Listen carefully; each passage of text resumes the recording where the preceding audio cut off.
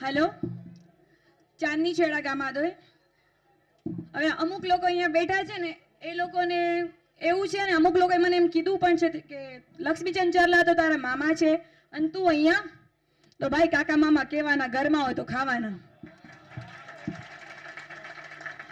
હવે નાગજીભાઈ એમ એક વસ્તુ કીધી કે આપણે અહીંયા નેગેટિવ બોલવું નથી પણ આપણે નેગેટિવ ને પોઝિટિવ તો કરી શકીએ ને. તો એક પોઝિટિવ નેગેટિવ થિંગ હમણાં જ નાલા સોપાનામાં નાગજીભાઈ રીટાપ ગયા હતા ત્યારે એમની આરતી ઉતરી ત્યારે જે પૈસા નાખવામાં આવ્યા ને તો કેવી વાતો ફેલાણી કે એમણે વોટના પૈસા આવ્યા છે. અરે ભાઈ આપણે આરતી કરીએ ને ભગવાનની આરતી થાય ને તો આપણે પૈસા મૂકીએ અને આ તો ઉગતો સૂરજ છે. ઉગતો સૂરજ વગર આપણો દિવસ કેમ નીકળશે? તો એમાં પૈસા ન નાખીએ. અરે એ તો એમની યથાશક્તિ હતી.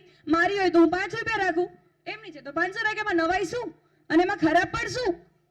એટલે આપણે વિચારવાનું છે અને પોઝિટિવ આપણે લેવાનું છે, એટલે આપણે નેગેટિવ નથી લેવાનું. રાઈટ? તાળીઓ તો પાડજો નહીં તો મને ખબર જ પડશે કે હું રોંગ જ છું. અને બીજું, અને એમણે પાછું એવા એવા લોકો ગોતી લીધા છે નાગજીભાઈએ, હંસાબેન કે નારી શક્તિ જિંદાબાદ, ચાપસીભાઈ વિશે તો એમ ન સમજો કે આદોઈના છે ને એટલે હું વખાણ કરું છું. બાકી કાંદીવલીના છે ને, કાંદીવલીમાં હું આજ લગ્ન કરીને 11 વર્ષથી આવી છું ને ત્યારથી હું એમને જોઉં છું લગાતાર કામ બધું જ કરવાનું, સેવાઓ આપવાની, એટલે બધું મેં બરાબર જોયું છે ત્યારે મેં કર્યું છે. અને હંસાબેને કેલ્ક્યુલેટર ફેંક્યું ને એકવાર મારું બી મન થયું હતું એવી રીતના જ કંઈક ઘા કરીને એમને ફેંકું, કારણ કે એમને બોલવાની ભાન જ ન હતી. લક્ષ્મીચંદ ચરલા જ્યારે કોઈ પણ દીકરી વિશે બોલશે ને તો ઘા એક નહીં એવા 10 ઘા આપણા બધા જ કરવા જોઈએ.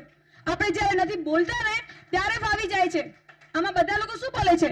અરે આ એક નથી બોલતો તો હું શું કામ બોલું, આ નથી બોલતો તો હું શું કામ બોલું. અરે નહીં, આપણે બધાય બોલવાનું છે અને આપણે બોલશું ને ત્યારે જ ખબર પડશે. પછી હવે માજન મારી બાપ છે, બરાબર છે? આ માજન મારી બાપ છે તો 5 ગામ અલગ કર્યા અને 50 વર્ષ ઉજવ્યા અને કોળિયા એ મારી બાપે ખાધા એને કોળિયા દીકરા વગર કેમ ઉતર્યા? 5 ગામ અલગ થયા એ આપણા દીકરા હતા યાર, તેમના વગર આપણે કોળિયા કેમ ઉતર્યા? ત્યારે જ આપણે વિરોધ કરવો જોઈતો હતો, ત્યારે આ નોબત ન આવત.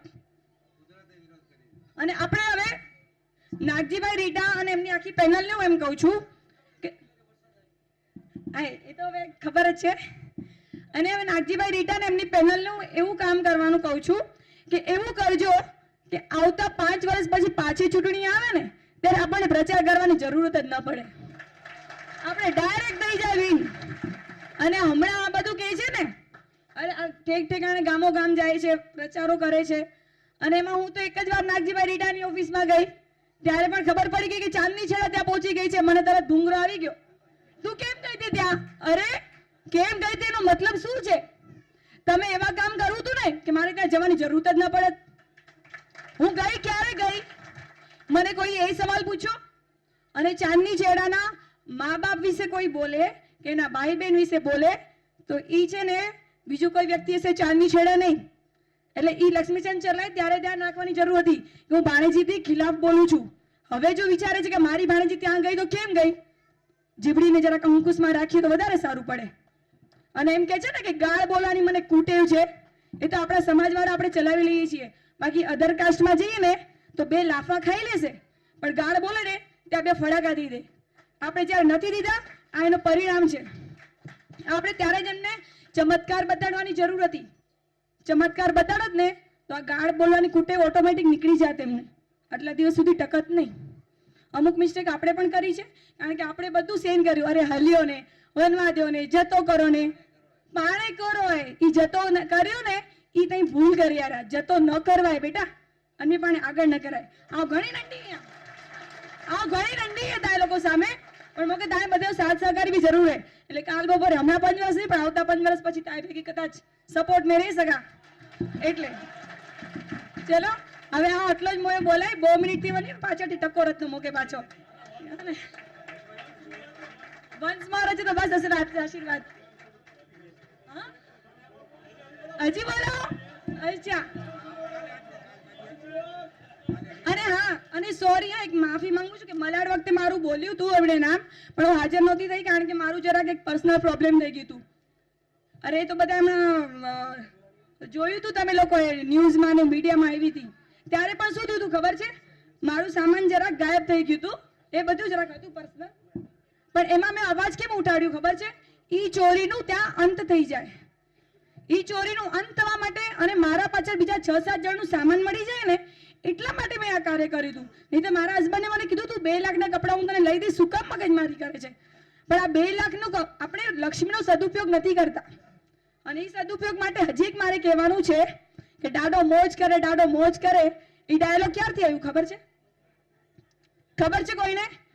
હવે હું બોલું, એ ડાડો મોજ ક્યારે કર્યો ખબર છે? 10 વર્ષ પહેલા સરહદી હનુમાનનું મંદિર બનાવીશું, 11,000 રૂપિયા બધા પાસે લીધા, આમાંથી ઘણા લોકો પાસે લીધા છે, મેં 22,000 રૂપિયા આપ્યા છે, હું ને મારા પાર્ટનર. સરહદી હનુમાન તો આવ્યા નહીં, અને ડાડો મોજ કરે. બાપા ડાડો મોજ નહીં કરે, લક્ષ્મીચંદ ચરલા મોજ કરે, એ નો હાલે ભાઈ. હવે આ માટે કેટલા સાચા છે? સરહદી હનુમાનનું મંદિર બન્યું નથી જગ્યા ખબર. કોને ખબર છે જગ્યા ક્યાં છે? એ આપણે હિસાબ કિતાબ માંગ્યો? કેમ ના માંગે આપણી ભૂલ ને? અરે કેમ નહીં યાર, કેમ નહીં? ડાડો મોજ કરે, ડાડો મોજ કરે. અરે આ ડાડો મોજ નથી કરતો, મારા બાપ ડાડો તો મોજ પેલા કરતો હતો ને આજે કરે છે ને હજી કરશે. પણ એના નામથી આપણે બધા શું કરીએ છીએ? હા, એટલે 11,000 નો હિસાબ લેવાની આપણી જરૂરત હતી, એ હિસાબ આપણે માંગવાનો હક છે. અને હું તો કહું છું મારા 22,000 વ્યાજ સહિત ઘરમાં પહોંચાડી દેજો, નહીં તો મજા નહીં આવે ભાઈ. કારણ કે આ ચાંદની ચહેરા છે ને ખાલી કદમાં પતલી છે, હું ખાલી દેખાવમાં સ્લિમ છું પણ બહુ જબરી વાયા છું. અને ખબર ન હોય ને તો આજથી જરા ખબર કરી લેજો. અને અહીંયા બેઠેલા અમુક મને એટલી પણ ખબર છે, હમણાં ભૂંગળો ત્યાં પહોંચી જશે. અરે ચાંદનીઓ બોલની, અરે બોલાય, હકથી બોલાય, હકથી બોલાય ને હકથી બોલની. હક કાંઈ તો કોઈ સામે છે ને બોલો નહીં, પાછળથી 2-4 જણ કે ન છો કે ચાંદની કે ફોન કરો તો ऐसा રિલેશન બગાડી અમુક સાથે. અમુક લોકો મને ફોન કરી યાર અમારું રિલેશન બગડી યાર આંધી, પણ હું અમુક જગ્યાએ માન રાખવો પડ્યો. અને એ જ્યારે કેલ્ક્યુલેટર ઉપાડવાની વાત કરે ને અન ટાઈમે આવું જરા ભૂલ કરવી ત્યારે બહુ ફડાકા ના રખ્યા, આ બહુ ફડાકા રખ્યા હોત ને તો આજ કોઈ નારી ઉપર કે બોલવા હિંમત ન થઈ હોત. આજે મારી સાથે પર્સનલ અનુભવ થયો એટલા બોલે, ભલે કોરો બોલે હોય ના બોલવો, કારણ કે ખરાબ લગ્ન થોડાક મામાએ સંબંધ આડા આચીવનના પાછા ફરી પાછો. કારણ કે પાછો એ નહીં ફોન કરે, એની બેન પાસેથી ફોન કરાય ના, બીજા ભા પાસેથી ફોન કરાય ના, મોયાજી બેનમાં લગ્ન નાની પાસેથી મોકે ફોન કરાય ના, એ મોકે ખબર એવી. અને હજી બી ખબર હમણાં જચનો જુજા ભૂંગરો થોડીક વાર. એટલે બસ હવે આમ બસ કરાય. અને સૂરજ કે જરાક તે જીતાડે દીજા, ઉગતો સૂરજ પણ બધે માટે બહુ મહત્વ આય. અને પરિવર્તન જ્યારે પણ ભાજપ કે ગણ્યા, કોંગ્રેસે એટલો બધો પણ અન્યાય સહન કર્યો, ભાજપ કે કન માટે ગણ્યા? પરિવર્તનની જરૂર હોવી એટલા માટે. આ પાછું મોહબા સૂરજ એટલે ધ્યાન રાખજે, મોહબા હારે તો મજા નહીં છે. અને હવે પરિવર્તનની જરૂર છે થોડીક, અને હું એટલા જ માટે કહું છું કે આપણે થોડુંક નવું લાવીએ. આ કુટેવ છે ને એને સાંભળવાની તૈયારી રાખશું ને પુનરાવર્તન ને એવું બધું નથી ખપતું ભાઈ. ઉગતો સૂરજ આવે અને નવા કાર્ય થાય, અને આપણે એકબીજાને સપોર્ટ કરીએ. હવે 5 ગામ બધા ભેગા થઈ જાય, આગળ કંઈક નવું કરે, એની જરૂર છે.